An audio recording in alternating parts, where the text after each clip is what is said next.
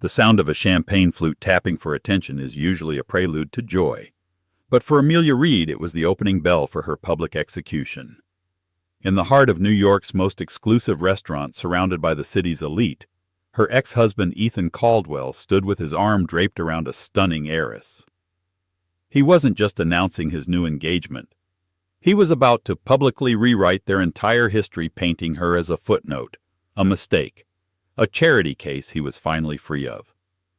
She sat there frozen in a spotlight of pity, having no idea that an unopened letter on her coffee table held a secret, a 9-0 secret that would not only save her, but would unleash a wave of karma so devastating it would bring Ethan's gilded world crashing down into absolute ruin. The Heir in Per Se, a restaurant perched high above Columbus Circle, was thick with the scent of white truffles and self-congratulation. It was a place where fortunes were discussed in hushed tones and reputations were made or broken over a $400 tasting menu. For Amelia Reed, it felt like a different planet. She clutched her simple black clutch, the worn leather a stark contrast to the glittering Chanel and Hermes bags on the surrounding chairs. Ethan had invited her. An amicable divorce celebration, he'd called it on the phone, his voice dripping with a magnanimity she knew he didn't possess. A final toast to our shared past before we both move on to bigger and better things, he'd said. Bigger and better things for him, she knew. For her, it meant moving from their shared Upper East Side apartment to a cramped studio in Queens with a window overlooking a brick wall. He'd insisted she come, framing it as a chance for closure. Against her better judgment and the frantic warnings of her best friend Chloe, Amelia had agreed. A small, naive part of her hoped it might be a genuine olive branch, a final moment of civility. She saw him across the room holding court. Ethan Caldwell was a man sculpted by ambition. His tailored Tom Ford suit fit him like a second skin. His smile was a weapon, and his eyes had the cold, predatory gleam of the Wall Street shark he was rapidly becoming. Beside him was Isabella Vance, daughter of a real estate tycoon, a woman who looked less like she was born with a silver spoon in her mouth and more like she'd had it surgically attached. Her diamonds caught the light, scattering tiny, sharp rainbows across the room. When Ethan finally beckoned her over, the table of his associates and Isabella's friends fell into a polite, watchful silence. Amelia felt 100 pairs of eyes on her, dissecting her simple department store dress, her modest jewelry, her quiet anxiety. "Amelia, so glad you could make it!" Ethan boomed, his voice loud enough for everyone to hear. He kissed her on the cheek, a gesture so performative it felt like a slap. "Everyone, this is Amelia. We shared a few years together. She was a great help to me in the early days." The condescension was a physical blow. A few years had been a decade of her life, a decade where she'd worked 2 jobs to support them while he got his MBA, proofread his proposals until 3 a.m., and coached him through his crippling fear of public speaking. A great help was the ultimate understatement for the woman who had built the scaffolding for his entire career. She smiled weakly, murmuring hellos. Isabella didn't even stand. She simply extended a languid hand, her rings cold against Amelia's skin. "So lovely to finally meet you," Isabella purred, her tone suggesting the exact opposite. "Ethan has told me so much about you." The meal was an exercise in torture. The conversation swirled around them. Trips to Gstaad, IPOs, the Hamptons summer circuit, a language from a world Amelia had only ever glimpsed through the window Ethan had briefly opened for her. He would occasionally throw a patronizing comment her way. "Amelia's more of a homebody, aren't you, sweetie? She loves her books." The table would chuckle politely, as if at a quaint zookeeper's observation. Then came the moment. Ethan stood tapping his champagne flute with a knife. The restaurant chatter dimmed. "Friends, colleagues," he began, his arm tightening around Isabella's bare shoulders. "Thank you for joining us tonight. As many of you know, the last year has been one of incredible transition and growth for me. I've shed some unproductive assets." He glanced at Amelia, a flicker of a smirk on his lips. The table caught it. A few of his finance bros snickered, and acquired some truly invaluable ones. He looked down at Isabella, his voice softening into a rehearsed romantic cadence. Isabella, you are my future. You are the partner I deserve, a woman who inspires me, who challenges me, who matches my ambition. He reached into his pocket and produced a velvet box. Inside was a diamond that looked like a shard of a fallen star. Isabella Vance, will you make me the happiest man in New York City and be my wife? The table erupted in applause. Isabella feigned surprise before melting into his arms for a passionate, camera-ready kiss. Amelia felt the blood drain from her face. This wasn't a closure dinner. It was a coronation, and she was the public sacrifice. But Ethan wasn't finished. After the congratulations died down, he raised his glass again, his eyes locking on Amelia. "And one final toast," he said, his voice ringing with false sincerity. "To Amelia. Our divorce was finalized this morning, and I want to wish her the best. It's not easy starting over, I know. So as a gesture of goodwill, a final parting gift, I've taken the liberty of paying her next 3 months' rent." The table gasped, followed by a wave of pitying murmurs. It was a masterstroke of cruelty disguised as charity. He had just announced to a room full of New York's most influential people that his ex-wife was a destitute project, a woman so helpless she couldn't even pay her own rent. He had stripped her of her last shred of dignity, branding her a failure in front of the very world he so desperately wanted to impress. Amelia felt the floor drop out from under her. The air was thin. She could feel the stares, the whispers. She saw Isabella's triumphant smile over Ethan's shoulder. She wanted to scream, to throw a drink, to vanish. Instead, she did the only thing she could. She stood up, her legs trembling. "Congratulations," she whispered, her voice hoarse. "I wish you both everything you deserve." She turned and walked away, not daring to run. Every step was an agony. She could feel their eyes on her back, her departure serving as the final perfect piece of theater for Ethan's grand performance. She didn't stop walking until she was on the subway platform, the screech of the train wheels a welcome scream that drowned out the sound of her own shattering heart. She rode the train back to her tiny empty apartment in Queens, the public humiliation clinging to her like a shroud.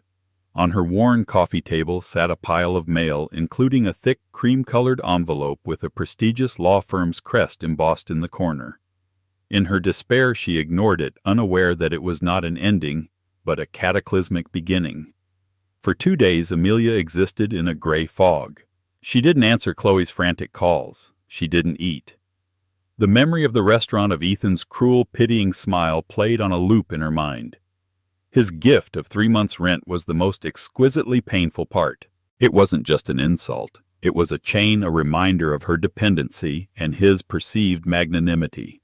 She was Amelia Reed, the charity case. On the 3rd morning, fueled by a grim determination to simply survive, she finally tackled the pile of mail. Bill's junk mail, and then the heavy cream envelope. It felt important, official. The return address was Harrison and Finch, LLP. A name that sounded old, powerful, and expensive. She slid it open with a kitchen knife. The letter inside was brief and formal. It requested her presence at their offices on Park Avenue at her earliest convenience regarding the estate of the late Mr. Arthur Blackwood. The name meant almost nothing to her. Blackwood. Her mother's side. A great-uncle, she thought, a reclusive, eccentric old man she'd met only once at a family funeral when she was a child. He had given her a strange silver locket and told her to never let anyone dull your shine. She'd long since lost the locket. Curiosity, a flicker of emotion in her otherwise numb state, propelled her to call the number. A polite but firm secretary scheduled her for the following afternoon. The offices of Harrison and Finch were a world away from her Queens studio. Polished mahogany, thick Persian rugs that swallowed the sound of her footsteps, and the hushed, reverent air of old money. She was led to a corner office with a panoramic view of Central Park. An elderly man with kind eyes and a perfectly tailored suit rose to greet her. "Ms. Reed, I'm Jonathan Harrison. "Thank you for coming. Please sit." She sat on a leather chair that was softer than her own bed. Mr. Harrison took his seat behind a large, imposing desk, a thick, leather-bound document in front of him. "I was your great-uncle Arthur's attorney and friend for over 40 years," he began, his voice gentle. "I am the executor of his will. I'm sorry to inform you that Arthur passed away 2 weeks ago peacefully in his sleep." "Oh!" Amelia said, a pang of sadness for the man she barely knew. "I'm sorry to hear that." "He was a unique man," Mr. Harrison said with a fond smile. "Very private. He kept a close eye on his family even from a distance. He was particularly fond of you, Amelia." "Me?" "He barely knew me. He saw more than you think. He followed your life. He knew of your marriage to Mr. Caldwell. He knew of your sacrifices, your support for his career. And," Mr. Harrison's eyes held a hint of steel, "he was profoundly disappointed by the terms of your divorce settlement." Amelia flinched. "It was what Ethan thought was fair."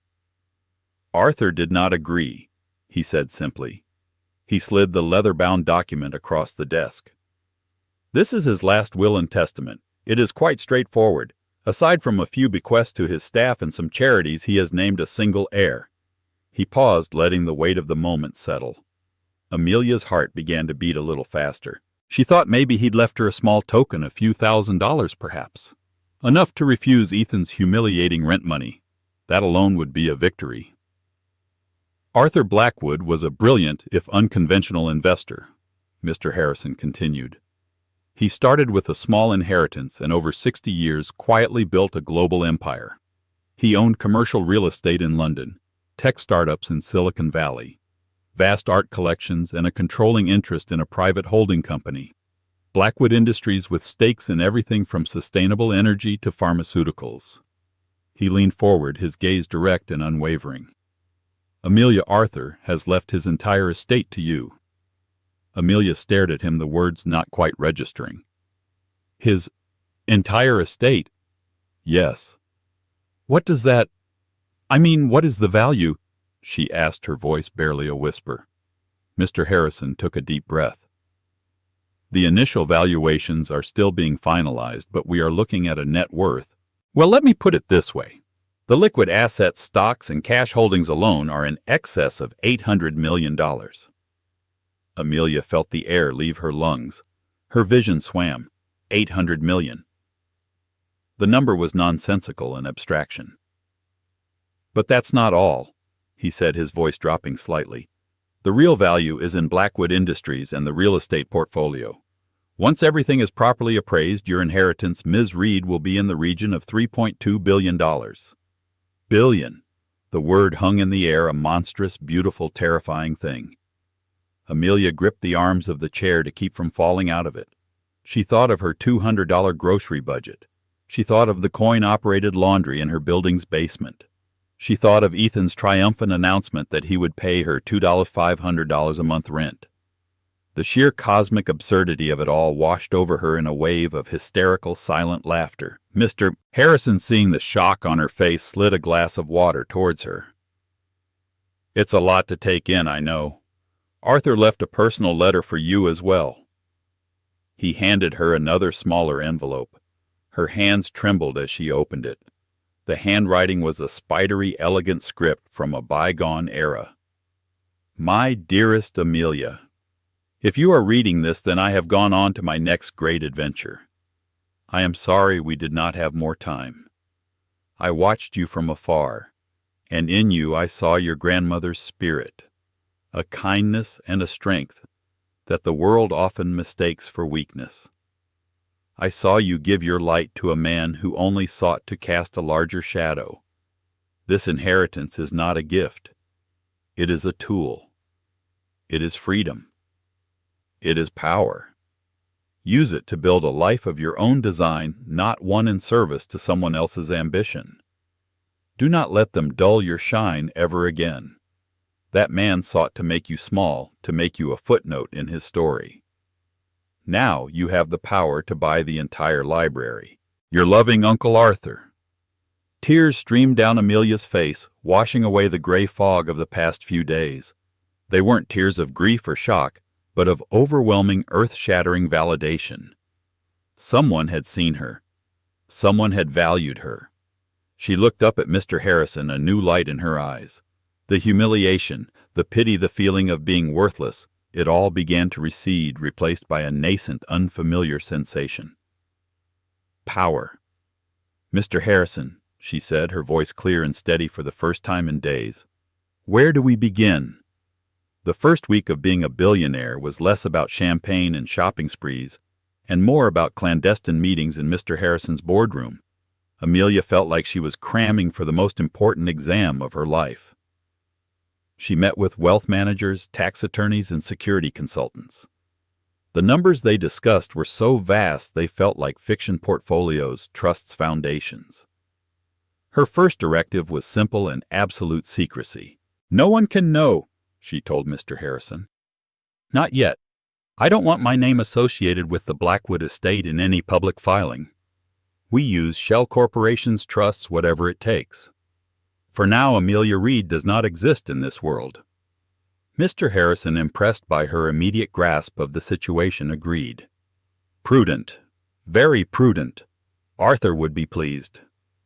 Amelia's second act was personal. She walked into her job at the local library where she'd been earning $19 an hour, shelving books and managing the front desk. She quietly handed her sweet elderly boss, Mrs. Gable, her resignation. Is everything all right, dear? Mrs. Gable asked, concerned. Everything is finally going to be all right, Amelia replied with a genuine smile, giving the woman a hug. Her third act was liberating. Through a discreet real estate agent recommended by Mr. Harrison's firm, she leased a magnificent penthouse apartment in a secure, anonymous building overlooking the Hudson River. It was listed under a corporate name. She paid for the year up front. She packed a single suitcase from her Queens studio, leaving everything else behind: the cheap furniture, the bad memories, the life that was no longer hers. She didn't leave a forwarding address. She then called her best friend Chloe, who was on the verge of filing a missing person report. Amelia. Oh my God, where have you been? I was about to call the cops. Are you okay? Did that bastard Ethan do something else? Amelia took a deep breath. Chloe, can you meet me? I have something to tell you, and you need to be sitting down. They met at a quiet, out-of-the-way cafe. When Amelia told her the story, Chloe's jaw progressively dropped until it was practically on the table. She stared speechless, then burst out laughing. 3 billion, she finally choked out, wiping tears from her eyes. Oh, this is better than a movie, that pompous arrogant.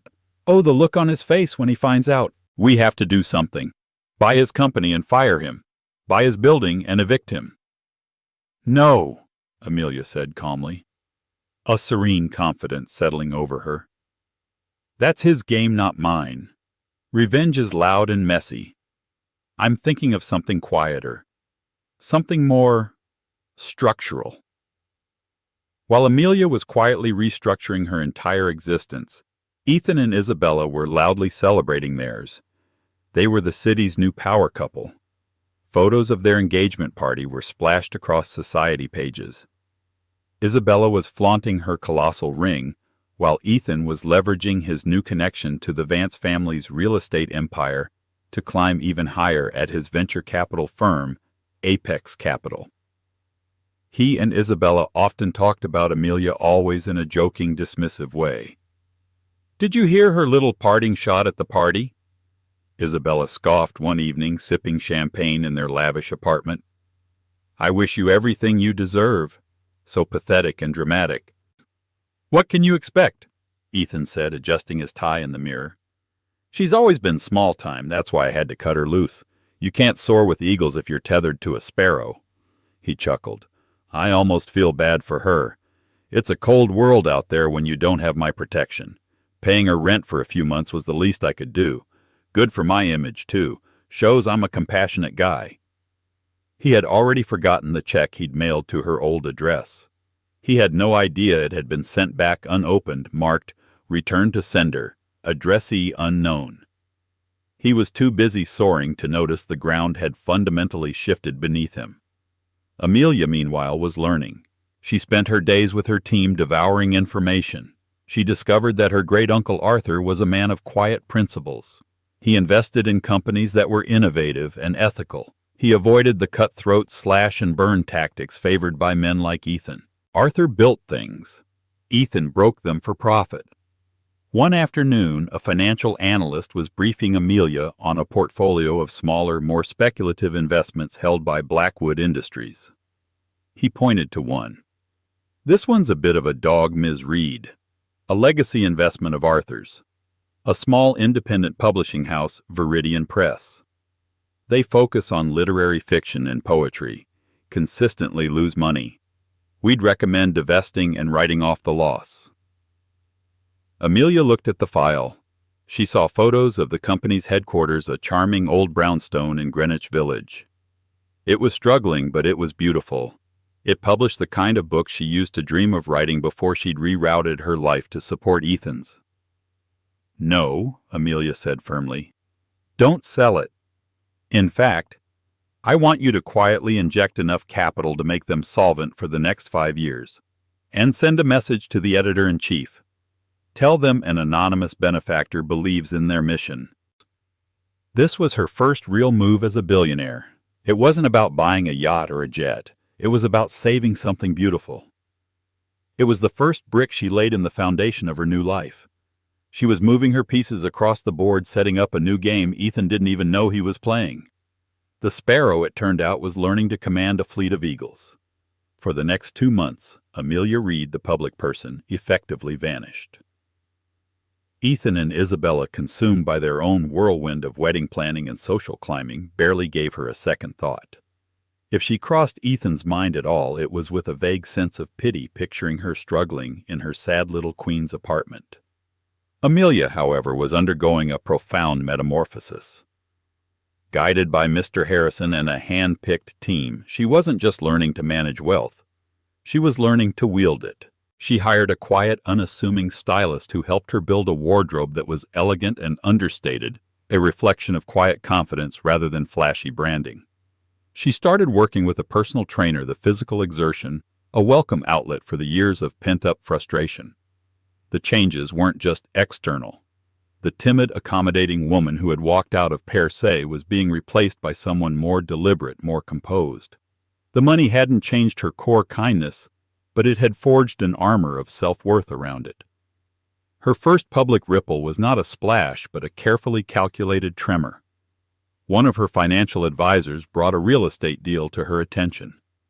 A developer was trying to buy up an entire block in the West Village to tear it down for a luxury glass and steel condo tower. Several small businesses were being forced out, including a beloved 70-year-old independent bookstore called The Last Chapter. Amelia remembered spending hours in that store when she was younger, losing herself in the stacks. It was a place of magic and history. "Who's the developer?" she asked, her tone casual. The advisor checked his tablet.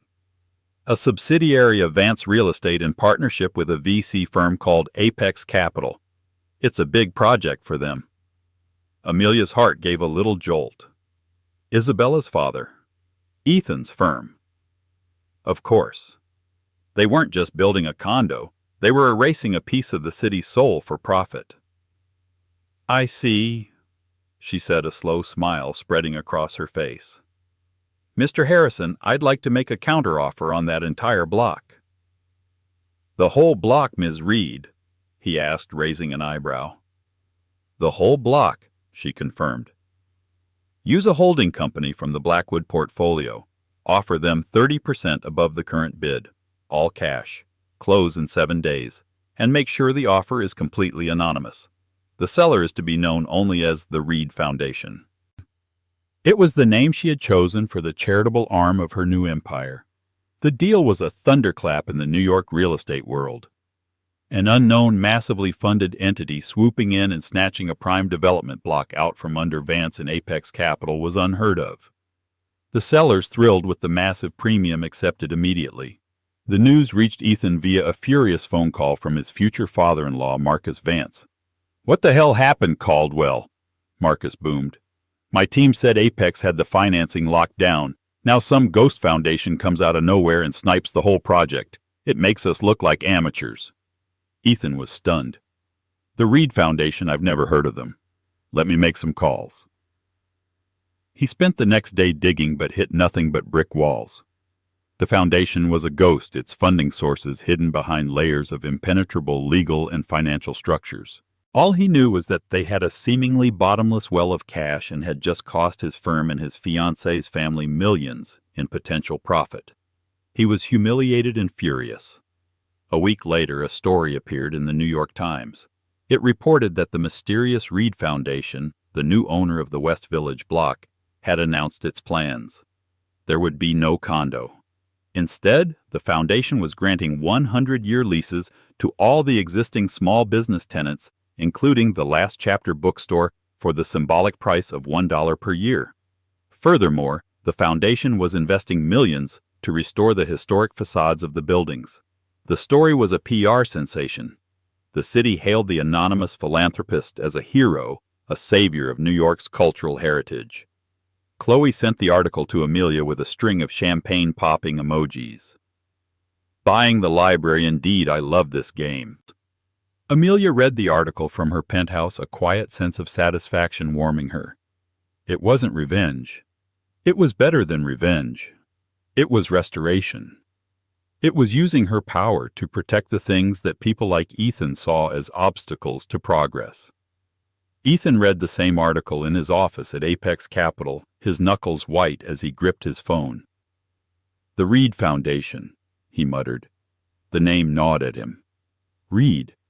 It had to be a coincidence. It was a common enough name. It couldn't possibly be her. The thought was so ludicrous, so utterly impossible, that he dismissed it immediately. Amelia Reed was probably struggling to buy groceries. The idea that she could command the kind of capital to pull off a move like this was laughable. Still, for the first time in his life, a project he had deemed a sure thing had been derailed by a force he couldn't see and didn't understand.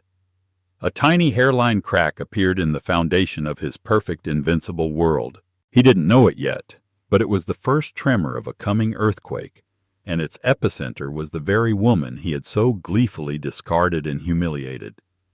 The annual Metropolitan Arts Gala was the apex of the New York social calendar, a glittering affair where finance, fashion, and fame collided. For Ethan and Isabella, it was their official debut as the city's ultimate power couple. Isabella was draped in a custom Oscar de la Renta gown, her Vance family diamonds glittering at her throat. Ethan, in a bespoke tuxedo, looked every bit the master of the universe. They posed for the paparazzi on the steps of the Met, a perfect picture of wealth and influence. Inside, they worked the room schmoozing with bank CEOs and tech moguls. Ethan was in his element, dropping names and closing deals between sips of champagne. Halfway through the evening, a subtle shift occurred in the room's energy. A low murmur started near the grand entrance and spread like a wave. Heads began to turn. Conversations trailed off. Ethan, annoyed by the distraction, turned to see what the commotion was about. And then he saw her. Amelia Reed was standing at the top of the grand staircase. But it wasn't the Amelia he knew. The mousy, hesitant woman from the restaurant was gone. This woman was poised radiant. She wore a simple, breathtakingly elegant sapphire blue gown by a couturier so exclusive it made Isabella's designer dress look common. Her only jewelry was a magnificent diamond necklace that had once belonged to a European royal, a piece from Arthur Blackwood's private collection. Her hair was styled in a classic chignon, and her expression was one of serene, unassailable confidence. She wasn't alone. On one side was the highly respected Jonathan Harrison. On the other was a handsome, distinguished man Ethan recognized with a jolt, Julian Croft, the world-renowned architect, and a notoriously private figure who rarely attended such events. Isabella saw her at the same moment. "My God!" she breathed, her perfectly made-up face a mask of disbelief. "Is that your ex-wife? What is she doing here?" Ethan was frozen, his mind refusing to process the scene. It made no sense. How could Amelia afford the ticket, let alone the dress? Who was she with? It was like watching a character from a sitcom wander onto the set of a prestige drama. Before he could formulate a coherent thought, the host of the evening, a grande dame of New York society named Beatrice Astor, swept towards Amelia, her arms outstretched. "Amelia, my dear," Beatrice exclaimed, her voice carrying across the now hushed room. "We are so utterly thrilled you could join us tonight. The entire board wants to thank you personally. Your foundation's donation is the largest in the museum's history. You've single-handedly saved the new Impressionist wing." The collective gasp in the room was almost audible. Her foundation. The words hit Ethan like a physical blow. The Reed Foundation. It was her. The ghost who had outbid him. The philanthropist saving bookstores. The mysterious force that had cost him millions. It was Amelia. His meek, unassuming starter wife, Amelia. The floor seemed to tilt beneath his feet. He saw people around him, people he had spent years trying to impress, staring at Amelia with awe and respect. They were looking at her the way he had always wanted them to look at him. Isabella was piecing it together as well, her face contorting with a mixture of fury and envy. Her foundation? What is going on, Ethan? You told me she was nobody. You told me she was broke. Amelia began to descend the staircase, moving with an unhurried grace. As she passed people, they parted for her. She nodded politely, her smile calm and genuine. Her eyes swept the room, and for a brief electric moment they met Ethan's. There was no malice in her gaze, no triumph. There was just a quiet dismissal. It was the look one gives to a stranger, a piece of furniture, something utterly irrelevant. In that single fleeting glance he understood. She wasn't just wealthy, she was powerful. And in her world he no longer mattered. That look was more devastating than any public shouting match could ever have been. It vaporized his ego. He felt a desperate primal urge to reassert control, to put her back in the box he had created for her. He started towards her, dragging Isabella by the arm. "Amelia," he said, his voice strained. He tried for a casual, friendly tone, but it came out as a strangled croak. "Fancy seeing you here. You're looking well." Amelia turned to him fully. The proximity was dizzying. He could smell her perfume. It was subtle and expensive.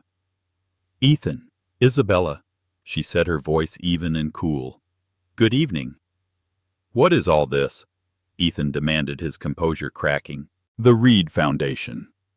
The museum donation. Where did you get that kind of money?"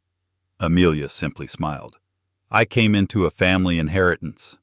It was the simplest truth and the most brutal. It meant her success had nothing to do with him. Isabella, recovering her venom, stepped forward. "An inheritance. How convenient. I suppose you think a little money makes you one of us now. You're still the same pathetic girl from Queens, just in a prettier dress." Before Amelia could respond, the architect Julian Croft stepped slightly in front of her, a protective gesture. "I believe you are at the wrong party," he said to Isabella, his voice low and firm. "This is a celebration of art and philanthropy, not pettiness and envy." Ethan felt a surge of pure, unadulterated rage. This man defending his Amelia. He wanted to grab him to shout, but he was surrounded by the city's elite. He was trapped.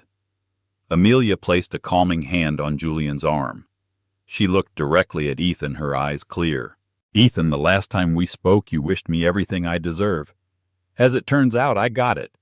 I truly hope the same for you."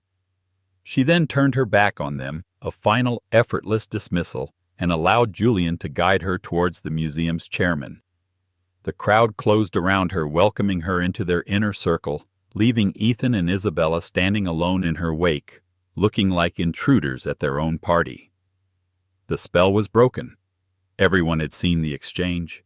They had seen the desperation on Ethan's face and the cool, unbothered power of his ex-wife. In a single evening, Amelia Reed had been reborn in New York society, while Ethan Caldwell, the man who thought he had authored her humiliation, had become a footnote in hers. He stumbled to the bar, his mind reeling.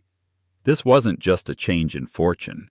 This was a reversal of the laws of his universe. And he knew with a chilling certainty that this was only the beginning. The fallout from the Met Gala was swift and brutal. Ethan Caldwell became the laughingstock of Wall Street. The story was too delicious to resist. The high-flying VC shark publicly humiliated his mousy ex-wife, only for her to re-emerge as a mega-rich philanthropist who could buy and sell him 10 times over. His colleagues at Apex Capital looked at him with a mixture of pity and contempt. His rivals openly mocked him. "Heard your ex-wife is saving the world, Caldwell," one sneered at a conference. "Guess you should have negotiated a better alimony." Ethan's fury festered into obsession. He couldn't accept it. In his mind, Amelia's success was an affront, a cosmic error that needed to be corrected. He became convinced she was trying to destroy him. Every setback, every deal that went sour, he attributed to her shadowy influence.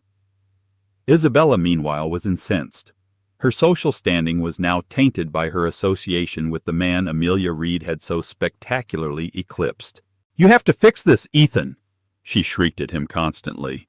"You told me she was nothing. Now she's the talk of the town, and I look like the fool who married her sloppy seconds." Desperate to regain his status and prove he was still a major player, Ethan poured all his energy and capital into a single massive deal, the Helios project. It was a hugely ambitious, high-risk venture to build the world's largest solar power array in the Nevada desert. It required a colossal amount of funding, and Ethan had staked his reputation, his firm's capital, and a significant amount of Marcus Vance's money on making it happen. The final piece of the puzzle was securing a $500 million investment from a notoriously private old-money European investment fund called Argentum International. With Argentum on board, the project would be a go, and Ethan would be hailed as a visionary, catapulting him into the stratosphere of global finance. He spent weeks preparing his pitch, flying to Zurich and London, wining and dining Argentum's executives. They were tough, meticulous, and old school. But finally, after grueling negotiations, they gave him a verbal commitment. The deal was all but done. The contracts were being drawn up. Ethan felt the familiar rush of invincibility return. This would show them all. This would show Amelia. He would be bigger than her foundation, more powerful than her inherited money. A week before the deal was set to close, he was in a celebratory dinner with his team. His phone rang. It was the lead banker from Argentum. "Ethan, we have a problem," the banker said, his voice cold and distant. "A major problem." "What are you talking about, Klaus?" "We have a deal." "We had a deal," Klaus corrected him. "The final decision had to be ratified by our primary shareholder. It's usually just a formality." "And?" Ethan asked, a knot of dread tightening in his stomach. "The primary shareholder has vetoed the investment. The deal is off. We are withdrawing from the Helios project effective immediately." Ethan's world went silent. "Vetoed on what grounds?" "Who is this shareholder? I want to talk to them." There was a pause on the other end of the line. "That is not possible, and I am not at liberty to disclose their identity. I can only tell you the name of the holding company that controls their shares." "What is it?" Ethan barked. The banker's voice was flat, devoid of emotion. "Blackwood Industries." The name slammed into Ethan with the force of a physical impact. Blackwood. The name from Amelia's story. The source of her inheritance. He hung up the phone, his hands shaking. It couldn't be a coincidence. It was her. She had torpedoed his deal, his masterpiece, his salvation. He stormed out of the restaurant and drove directly to her building, the location of which he'd gotten from a private investigator he'd hired in a fit of paranoia. He bluffed his way past the doorman and took the private elevator to the penthouse. Amelia opened the door herself. She was in comfortable loungewear, holding a book. She didn't look surprised to see him, just weary.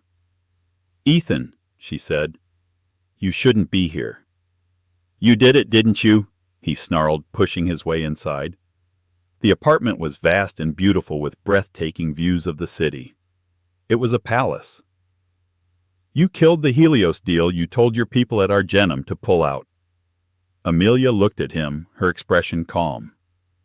"Blackwood Industries is a primary shareholder in Argentum, yes. They have been for 50 years. And when my financial board reviewed the Helios project, they found it to be an unacceptably reckless investment." "Reckless," he spat. "It was visionary. It was over-leveraged and built on wildly optimistic projections," she countered, her voice never rising. "My uncle Arthur built his empire by investing in sound, sustainable ventures, not by gambling. The board and I concluded that the risk was too great. It was a simple business decision, Ethan." The cold, clinical logic of her explanation was more infuriating than any confession of revenge. She hadn't done it out of spite. She had done it because his grand vision was to her and her team of experts a bad bet. She had dismissed his life's work as a poor investment. "A business decision," he laughed, a harsh, broken sound. "You've ruined me. You did this to get back at me for the restaurant, for everything." Amelia finally let a flicker of emotion show, not anger but a profound sadness. "You still don't get it, do you? This isn't about you, Ethan. Not anymore. I didn't spend a single second thinking about you when we made this decision. I was thinking about my fiduciary duty to my uncle's legacy. You are a line item on a risk assessment report, that's all." Her words stripped him bare. He wasn't her arch nemesis. He wasn't even a factor. He was just bad business. "I made you," he whispered, a desperate, pathetic last stand. "Everything you learned about taste, about ambition, you learned from me." Amelia shook her head slowly. "No, Ethan, you didn't make me. You just revealed me to myself. You showed me exactly what I didn't want to be. And for that, I suppose I should be grateful." She walked to the door and held it open. "Now please leave." Defeated, he stumbled out. The door clicked shut behind him, closing off the world of power and light, leaving him alone in the hallway. The unraveling was complete. He had lost his deal, his reputation, and the last delusional vestiges of his superiority. All he had left was the long, dark fall that was to come. The collapse of the Helios project was the domino that toppled Ethan Caldwell's entire world. Without the Argentum funding, the other investors panicked and pulled out. The project imploded overnight, leaving Apex Capital on the hook for millions in preliminary costs and broken contracts. Marcus Vance was the first to cut him loose. He called Ethan into his office, his face a mask of cold fury. "You have not only lost my money, you have made my family a laughingstock. You are a reckless, incompetent fool. Your engagement to my daughter is over. Get out of my building." Isabella didn't even grant him a face-to-face breakup. A moving van arrived at their apartment the next day, manned by her father's employees. They packed only her belongings, leaving Ethan's things in disarray.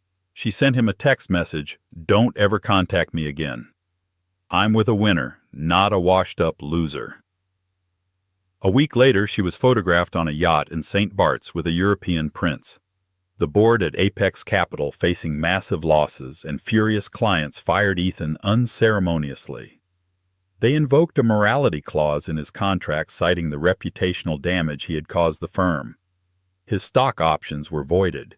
His bonuses were clawed back. He was forced to sell his apartment to cover his debts, but the market had softened and it wasn't enough. He was financially wiped out.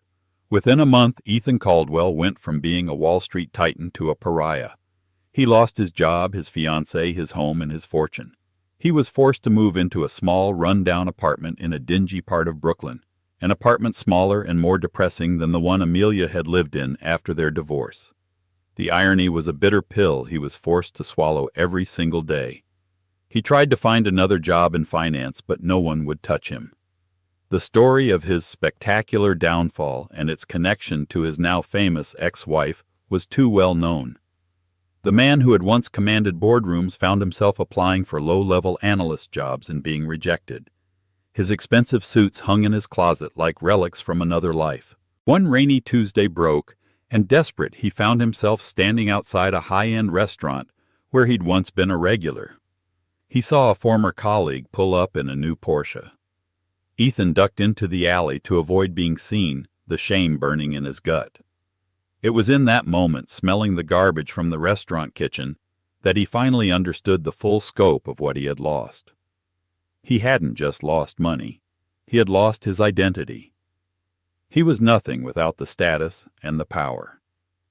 Amelia, meanwhile, was building. The Reed Foundation became a global force for good. It funded medical research, built schools in underserved communities, and endowed arts programs. Amelia herself became a respected, if private, figure in the world of philanthropy. She found a deep sense of purpose in using Arthur's legacy to create positive change. She also rediscovered her own passions. She bought Viridian Press, the small publishing house, not as an investment but as a passion project. She worked with the editors to find and nurture new literary talent. She also set up a private art studio in her home, and for the first time in over a decade she began to paint again. Her work was vibrant and full of life. Her relationship with Julian Croft, the architect, blossomed. He was a kind, brilliant man who was drawn to her intelligence and her spirit, not her bank account. He loved listening to her ideas, challenging her, and seeing the world with her. Theirs was a partnership of equals built on mutual respect and genuine affection. One afternoon, she and Julian were walking through the West Village. They paused outside the last chapter, the bookstore she had saved. It was thriving, full of customers. Through the window, Amelia saw a young woman sitting in a worn armchair, completely lost in a book, a small smile on her face. In that moment, Amelia felt a profound sense of peace. Her life was no longer defined by Ethan or by the pain he had caused. It was defined by the good she could create, the beauty she could preserve, and the love she had found. She never saw Ethan again. She heard whispers now and then that he was working a dead-end sales job, that he was deep in debt. She felt no triumph, no satisfaction, just a distant clinical pity. He had received exactly what he deserved, a life as small and empty as his own heart. Karma, she realized, wasn't a loud, vengeful thunderclap. It was a quiet, relentless balancing of the universal ledger. Ethan had built his life on a foundation of arrogance and cruelty, and it had crumbled into dust. Amelia had built hers on a foundation of kindness and integrity, and it had become a fortress of quiet, unshakable joy. She had not only bought the library, she was writing her own magnificent story, and it was just beginning. And so Amelia Reed's story comes full circle, not with a fiery act of revenge, but with the quiet, undeniable power of a life well lived. She went from being publicly shamed and discarded to a woman who reshaped her own destiny and the world around her for the better. Her story is a powerful reminder that true wealth isn't measured in dollars, but in dignity, purpose, and self-worth. Ethan Caldwell tried to write her out of his story, but in the end he became a forgotten footnote in hers. Karma in its truest form isn't about punishment, it's about consequences.